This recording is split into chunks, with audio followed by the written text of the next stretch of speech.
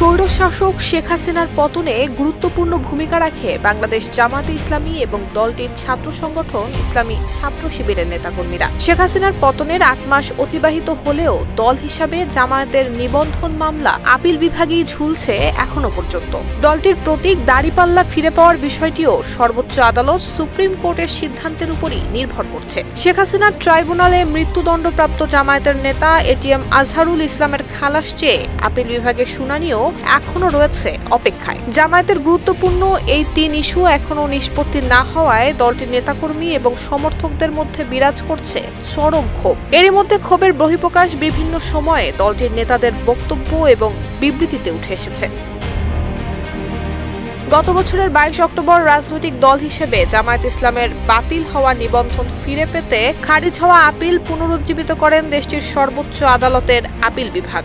ফলে নিবন্ধন এবং দলীয় প্রতীক দাড়িপাল্লা ফিরে পেতে জামায়াতের আইনি লড়াই করার পথ উন্মুক্ত হয়ে যায়। প্রধান বিচারপতি ডক্টর সৈয়দ রেফাত আহমেদের নেতৃত্বে ৪ বিচারপতির আপিল বেঞ্চে এই আদেশ দেয়া হয়। দেশ জুড়ে তোলপাড় ওয়ালটন ফ্রিজ কিনে আপনিও হয়ে যেতে পারেন মিলেনিয়ার। গত বছরের ৩ ডিসেম্বর রাজনৈতিক দল হিসেবে জামায়াতের বাতিল হওয়া নিবন্ধন ফিরে পেতে আপিল শুনানি শুরু হয়। এরপর ২ কার্যদিবস আপিলের উপর শুনানি অনুষ্ঠিত হয়। পরবর্তী শুনানির বিষয়ে জামায়াতের অন্যতম আইনজীবী মোহাম্মদ শিশির মনির জানান, আশা করা যাচ্ছে আগামী ২২ এপ্রিল আপিল বিভাগে জামায়াতের নিবন্ধন মামলাটি শুনানির জন্য আসবে। তিনি আরো বলেন, কয়েক যুগ থেকেই জামায়াতের প্রতীক দাড়িপাল্লা। জামায়াত ইসলামীর প্রতিষ্ঠার পর থেকে আজ পর্যন্ত দাড়িপাল্লাই আছে দলটির প্রতীক হিসেবে, যা এখনো পর্যন্ত জামায়াতের রেজিস্ট্রেশনের সাথে সম্পৃক্ত। যদি আপিল বিভাগের সিদ্ধান্তে জামায়াতের নিবন্ধন ফিরে আসে, তাহলে তা প্রতীক সহই ফিরে আসবে বলে জানান এই বিচারপতি।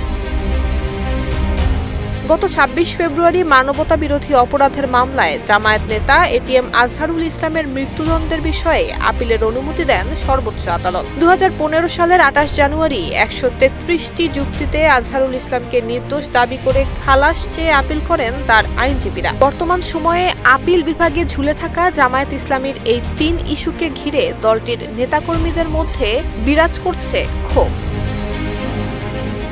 নুসরাত জাহান মেহেক, ঢাকা পোস্ট।